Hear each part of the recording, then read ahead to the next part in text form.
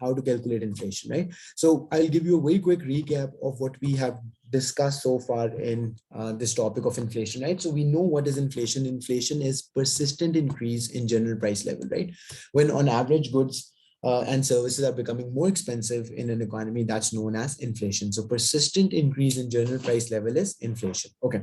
Now we know, apart from the definition, we also talked about what causes inflation. And we said there are three basic causes of inflation: demand pull inflation, which happens because there is higher demand for goods and services produced in the country. Then there is cost push inflation, which happens due to higher cost of production in an economy. And the third and the last was monetary inflation, which happens due to central bank of an economy printing more currency notes. Is this clear? Right. So we even looked at the graphs for each of these three types, where in demand pull inflation, there is a rightward shift in the aggregate demand, right? So that's how you show demand pull inflation. Then for cost push inflation, your aggregate supply curve shifts to the left. So that's cost push inflation. And the third and last is monetary inflation, which happens due to more printing of currency notes, right? Demand, monetary inflation, sorry, right? Okay. Now, this being said, in today's class, we will focus entirely on how is inflation calculated, right? And this is exact same method that countries across the globe use to calculate inflation, right? So obviously it will be an easier version of it, but it is exactly the same format that all all across the board is being used to calculate inflation at any point in time for any country and so on. Okay. Now, before we jump on to the calculation part, what I want you to explain is that inflation is rise in the prices of goods and services, right? Inflation is rise in the prices of goods and services, due to which what happens, due to which the cost of living increases, right? So another way I can write this down is that inflation is what? Inflation is rise in cost of living. Now, what is cost of living? I was explaining you in the last class. Cost of living is the amount that you need to live a certain life, right? Maintain a certain living standard, if I have to put it like that, right? So think about this. What are all the things that you consume in a typical day? You consume food, you consume electricity, you consume fuel in your car, you consume, internet access, you consume so many other things, right? Now, if price of these goods start, and services as well, education, healthcare, right? So if prices of these products start rising, that is what will increase your cost of living. Now, what that means in simple words, if previously last year, let's say, or a few years before that, if 5,000 rupees, whatever 5,000 rupees used to buy you, this point in time, those same note, that same amount, 5,000 rupees amount will buy you less. Why? Obviously, because goods have become more expensive, right? So inflation basically means that your affordability or the value of money decreases in all these things, right? Is it making sense, right? So I'm just trying to explain this through different ways. But at the end of the day, the bottom line is goods are becoming more expensive, money is losing its value, which means that same amount of money will buy less compared to what it used to buy before, right? So is everyone clear on this, right? Now, when we say that inflation is rise in cost of living, we need to identify what are the things, what goods and services affect cost of living.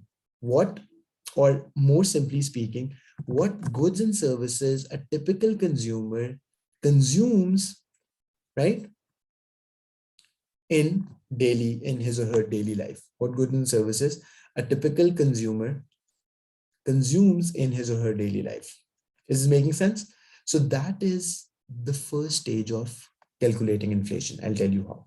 What goods and services a typical consumer consumes in his her daily routine, right? Okay. Now, what we will do, if you, right now we are calculating inflation from consumer point of view, but we can also calculate inflation from slightly, from other people's perspective as well, but that will come at a later stage. So how about for now we just stick to calculating inflation from consumer point of view, because it is obviously the consumer who is most affected out of inflation. We do know that, right? So everyone is a consumer in an economy, right? So Obviously, when we buy something, we become consumer. When you buy something, you become a consumer. So everyone, obviously, there's no possibility, there's no way someone doesn't buy anything, right? So technically, every person, every individual in an economy is a consumer, right? Exactly, right? So now we are moving towards that CPI. Okay, what goods and services a typical consumer consumes in his or her daily routine? This question is important. Why? Because then you will identify products which you need to record the changes in price for, right? Let me repeat this. Until you don't know what products a typical consumer consumes, you don't know which products to record the price, to record the change in price for, right? Are you getting me? Now think about this. If I say, and you'll see in a bit, and this will become more clear, should we be very much concerned that BMW is becoming expensive in Pakistan? My question to you, right? What do you think about it? Take a minute, think about this. Should Pakistan be very worried or concerned BMW or Mercedes is becoming expensive? Let's say right now we're just concerning this product. Obviously, other products will also be becoming expensive, but what about this thing?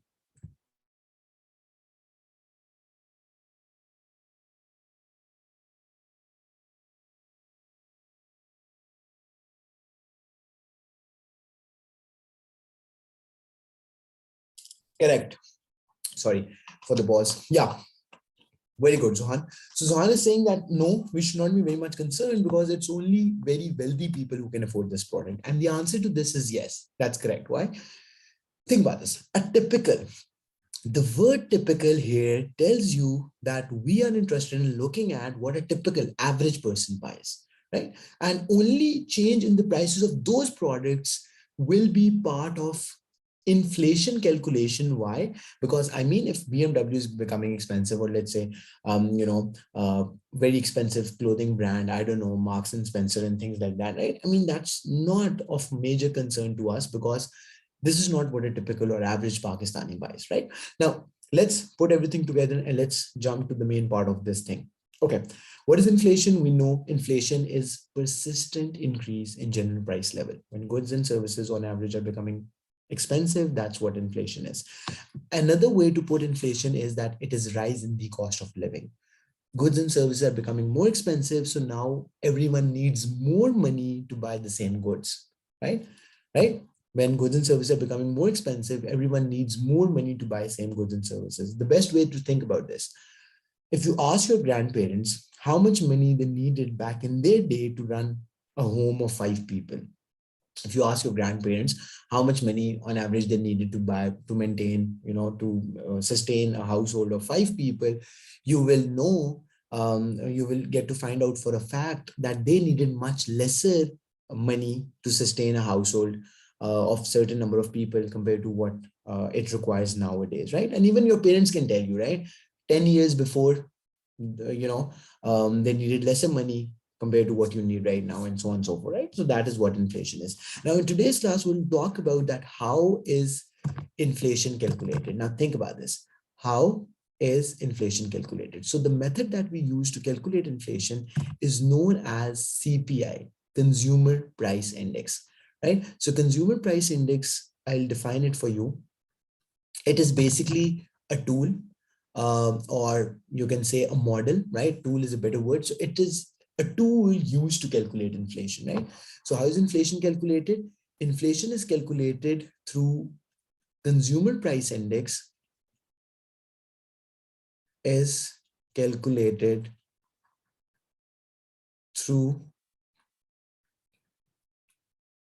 a tool, and it's through a tool called Consumer Price Index, the short form of which is CPI, Consumer Price Index, which is written Consumer Price Index as CPI. Okay, now the CPI is what we use to calculate inflation, and therefore when we say that we need to calculate inflation, so it's basically the CPI calculation that you need to know. Is everyone clear on this, right? So we will, for the remaining part of the class, we will talk about how CPI is constructed, how CPI, Consumer Price Index, is constructed, because that is the tool that we use to calculate inflation.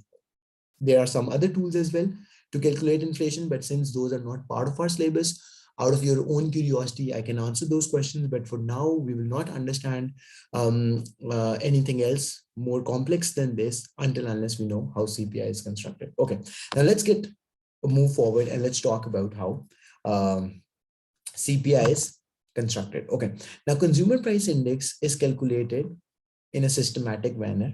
I'll tell you how.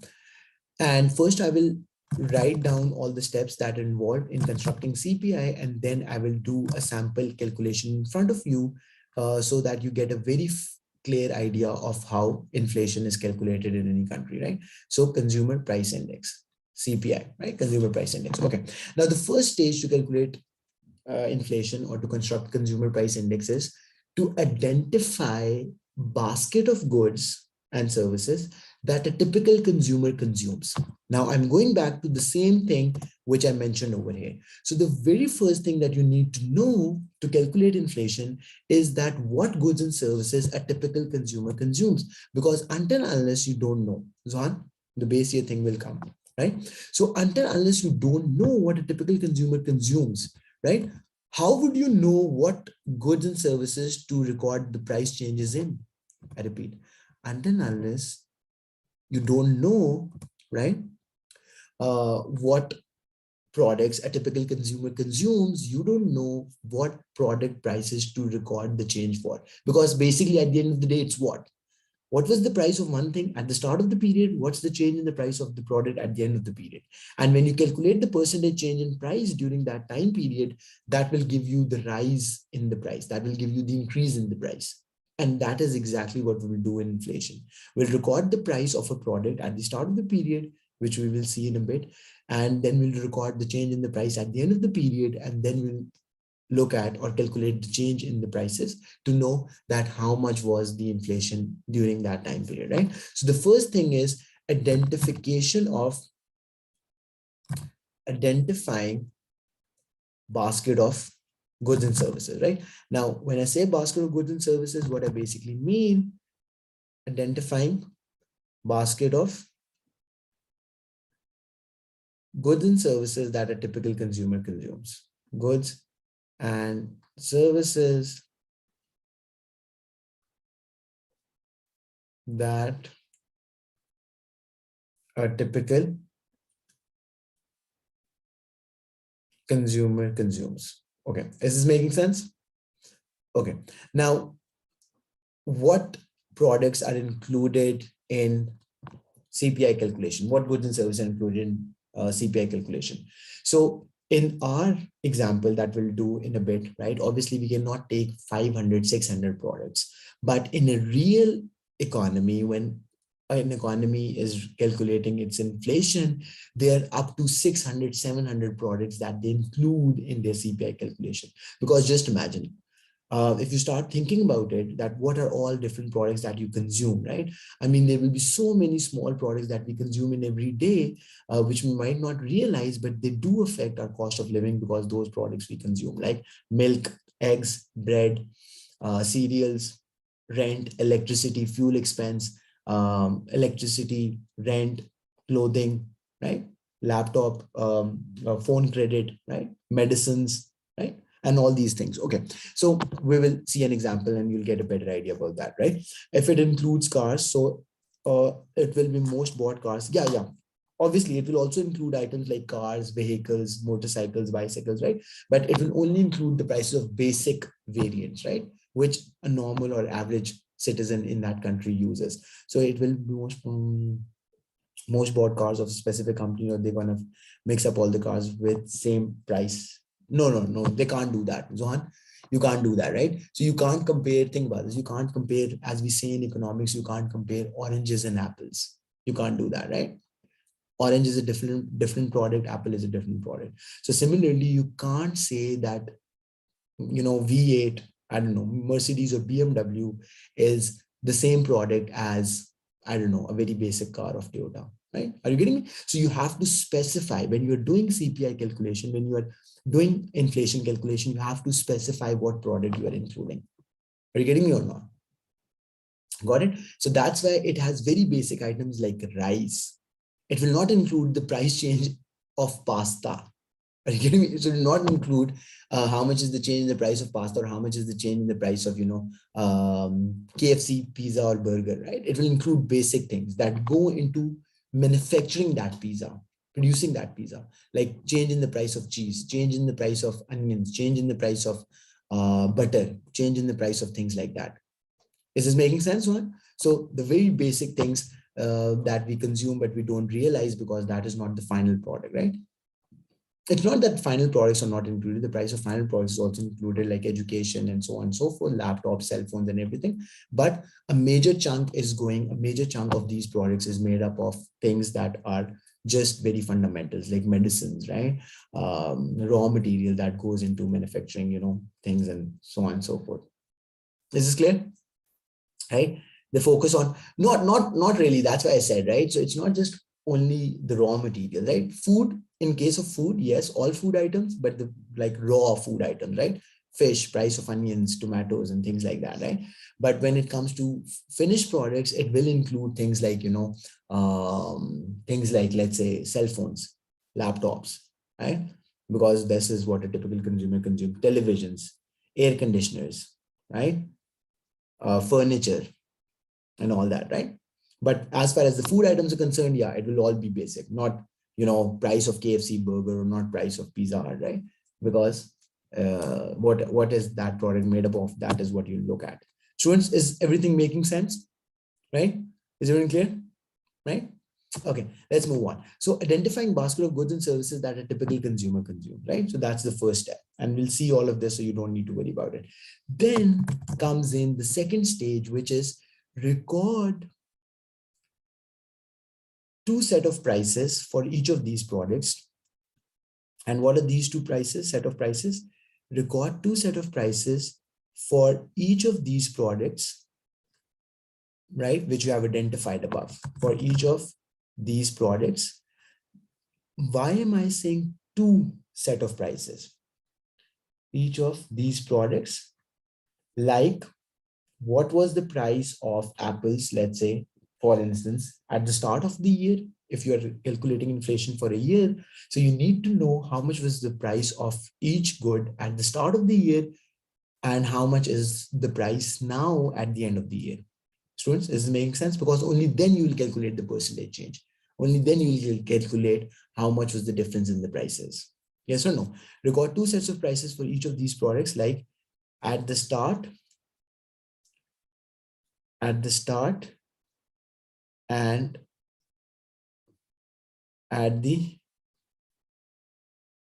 end of the period. Right? Is everyone clear on this? Right? Okay, we'll see everything in a bit, so you don't need to worry about it. Okay, so that was second stage. Identifying basket of goods and services that a typical consumer consumes, recording two sets of prices for each of these products, like the price at the start of the period could be for 3 months. So if it's for 3 months, then what was the price of that product at the start of the 3-month period, and what is its price now at the end of the 3-month period? Yes or no? Then comes in another very important stage. Assign weights. Zohan, is everything making sense so far? Khadija, Khizr, right? Assign weights to each of these products, to each of the products included in the calculation, to each of the products included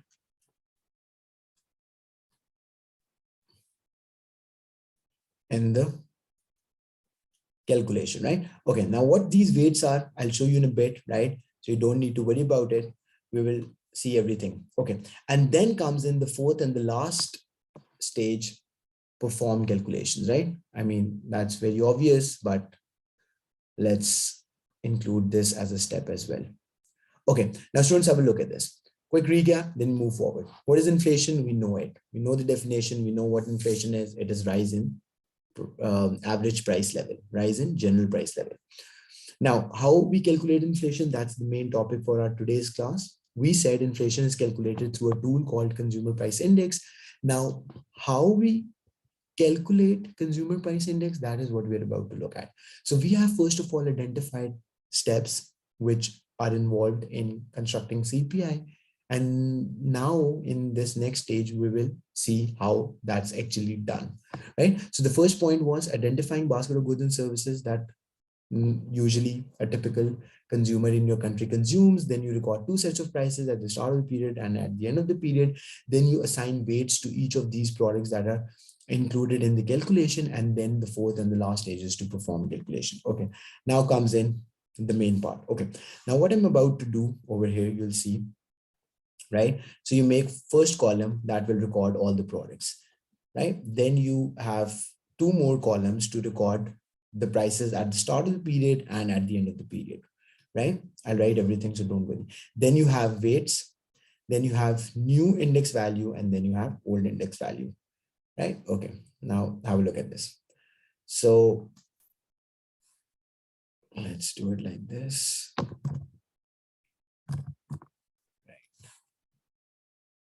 Then you have, let's do it like this. There's one product, this is another product. Then you have another product.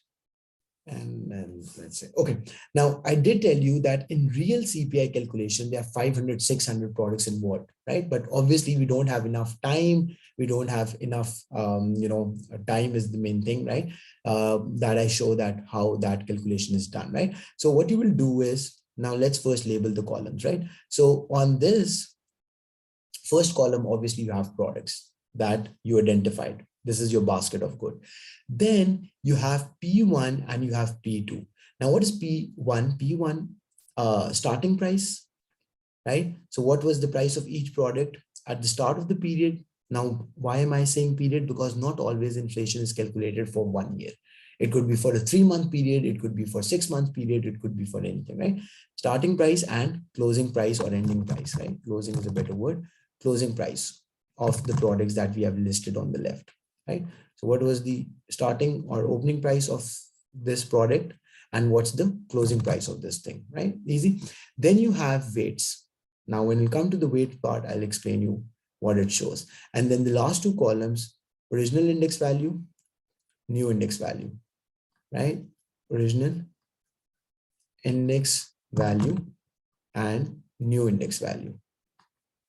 Okay, students, now let's do the first step, which is to identify goods. Now, can you start telling me what are some products that you consume in your daily life, right? Because we all are obviously typical consumers, right? Economists do CPI calculation for a country, wheat, rice, right? Exactly, they do it for a country, right? Entire country, yeah. So when Pakistan's economists are calculating Pakistan's inflation, so they will do it for the entire country. That's why I said that it will include 600, 700 items. So that's quite of a lengthy calculation. But obviously they don't do it manually. They have softwares for that. But the basic mathematics that is involved in calculating inflation, you will learn that in today's class. Okay, now students, think about this, right? So basic items, as I said, that it will include wheat, rice, sugar, prices of vegetables, prices of pulses and everything, right? So if we just start identifying only food items, it will be, there will be a couple of food items to list. So we will not do like that. But what we will do instead in our example, we will try to group together all these products that are of the same category, right? So food items are of the same category, so we'll just write food, right? So we'll not write specifics of what food includes, right? So is this making sense? No, Zahan, you don't have to. Economist is a different thing. So you have to do a PhD in economics to be really defined as an economist, right? CSS is a different thing. It's you do study basic economics and everything, but that, yeah, I'll answer that question for you, right? So is everyone getting this? So food is just, that includes, this is the way we are doing it, right? But otherwise in real CPI calculation, it isn't done like that, right? It will have specific food items, right? Wheat, rice, and so on. Okay. Now, another thing that everyone buys, right? That's the need of, that everyone needs in this age and time, right? Electricity, right? Then we obviously spend a lot of our incomes on fuel. Then clothes is a very basic necessity, right? Then you can perhaps include rent. right? So these are some of the very basic items that every household and every person consumes, right? Is this simple? So let's assume in our CPI calculation, there are only these 1, 2, 3, 4, 5 items that we will record we will base our CPI calculation on, right? So these are the 5 items that a typical consumer consume: food, electricity, fuel, clothes, and rent. Okay. Now I'll be taking, arbitrary hypothetical example values for these things, because obviously I don't know for a fact what their price is, right? But how it happens in a country, I'll explain you how that works. So what happens in real CPI calculation, that there are people who go and survey different parts of the country to find out what was the price of food item, of any specific food item like wheat. So if we are calculating this, inflation rate for Pakistan, let's say, for the year of 2021 that has just passed, right? So what we will do, there will be people going around to different cities of the country to calculate, to record that what were the prices, obviously that will happen on 1st January, what were the prices of these different items at on 1st January 2021, and then for the closing price they will survey on 31st December 2021 to know the closing price of each of these items. Easy? Is making sense? But over here I'll be taking obviously made up example, right? So let's say each food item, let's say, or 1 kg of wheat was 100 rupees at the start of the period. At the end of the period, it's, let's say, each kg of wheat is for 125 rupees. Then electricity, 1 unit of electricity at the start of the period, at the start of 2021 was, let's say, 75 rupees per unit. Now it's 85 rupees per unit. Then fuel, each unit of fuel, each liter of fuel in Pakistan was, let's say, 120 rupees. Now it's, let's say, 130 rupees, right? I don't really complete this in today's class, right? Then a typical unit of cloth could be a pair of jeans, could be something, as basic as a t-shirt or something, right? Because you have to keep an indicator of, you have to um, uh, have something as a representative of clothes, because clothes comes in so many different shapes, sizes, colors, brands, right? So you have to identify a very specific clothing item, right? Something that's very basic, everyone wears. And I guess pair of jeans is a good representative of that, right? So let's say a pair of jeans in Pakistan at the start of the period costed this much, but over time, sometimes it's not that every product is becoming more expensive. Sometimes product prices also decrease. So let's say by the end of the period, a pair of jeans costed lesser than what it costed at the start of the period. So now it's 450. And at the start it was 500. Then rent, a normal house, I don't know, of a certain area, previously costed rent of, let's say, 1300 rupees per month. Now it's costing you 1500 rupees per month, right? So these are obviously just made up values to explain how this works. Okay, is everyone clear so far? Students, did you understand what we're doing over here, right? So we have completed the first 2 steps. Let me show you over here. What were the first 2 steps? Identifying basket of goods and services, and then recording 2 set of prices for each of these items. So we have already done the first 2 steps. Then comes in the third step, and this is very important, very nice. Now the third step is assigning weights. Now students, think about this. Some students find this concept confusing. That's why I always explain it in a lot of detail. Right now, what is weight? Okay. Your AS exam, this is the best way to explain you, right? So AS economics exam, do you think that there are 2 exam components for AS economics? You would know paper 1 and paper 2. So do you think that there is equal weightage for both the exams, or there is some, is there equal weightage? Do you understand the question when I say equal weightage of both exam components? Or there is some confusion about it? Okay, so what's the weightage? Do you know? Have you ever gone over economics syllabus to find out what's the weightage? I'm only talking about AS. No, it's not 75. Last time I checked, it was 60, right? But I'll check again, right? So 60 and 40, right? So think about this, students. Now, the idea is that your paper 2 has total weightage of 60%, right? Weightage is always out of 100, right? And your paper 1 has weightage of 40%. Now, what it basically means is that your paper 2 is more important than paper 1, right? Now, how they calculate the final score? 30 marks is for 30 marks is for paper 1. You would know that, right? And paper 2 is for 40 marks, right? Sorry, paper 2 is for 40 marks, right?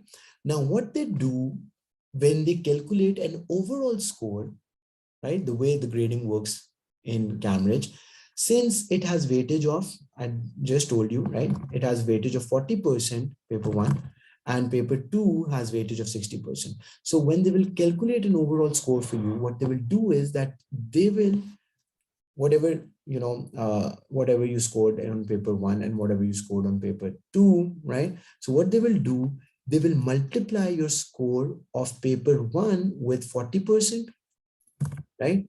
Paper 1 score. And then to that, they will add your paper 2 score in the same way, right? So 40% times 40%, 40% times paper 1 score plus 60% times 60% times your paper 2 score. Students, is this making sense? Paper 2 score, right? Is it making sense? Right? And this will give you, your overall marks or overall, score of the 2 exam components, right? Is it making sense or not? Right? Is it making sense? Right? I mean, you guys are not in university, otherwise you would have understood it in much easier way, that every marking assignment has a different score. So if assignments have 10% weightage, that means that they will only make up 10% of your overall grade. If 90% is the weightage of final exam, then it means that your overall score, 90% of your overall score will be made up of from the result that you score in your final exam. Is making sense or not, right? Do you want me to show you an example, or is this good enough? You want me to show you an exact example with values to show how, right, this weightage works, right? Okay, are we good on this, students? Okay, now think about this. So the ultimate purpose of assigning weights in this case is to differentiate, or to, is to show that why some thing is more important than other, right? So it is to assign more weightage. More weightage is always assigned to something that's more important to another product compared to another product. Now think about this. If I ask you, even though these 5 products that we have identified over here, right, these are equally important, right? Food is perhaps equally important as electricity, and so is fuel, and so are clothes, and so on, right? But still, if you think about it, food is a little more important, right? Because having food or no food is making can make a huge difference compared to having electricity or not having electricity, right? So anything that consumers spend a bigger proportion of their income on, now this is the bottom line. Any item out of all the products, because think about this, for these 5 products, perhaps it will not make a lot of difference. But when you are making, when you're doing a calculation, real CPI calculation for 500, 600 products, then this weights thing is playing a huge role in your overall values that you get, right? So it's really important, then it becomes really important for the economists to assign weights according to their importance. And what basis do they assign weights on? That's what I'm about to explain. So the basis on which they assign the weights to different products is the proportion of income that a typical consumer spends on these different products. I'll show you how. On which basis do economists, so that's the question we are looking at, on what basis do economists assign weights in CPI calculation? Assign weights to products,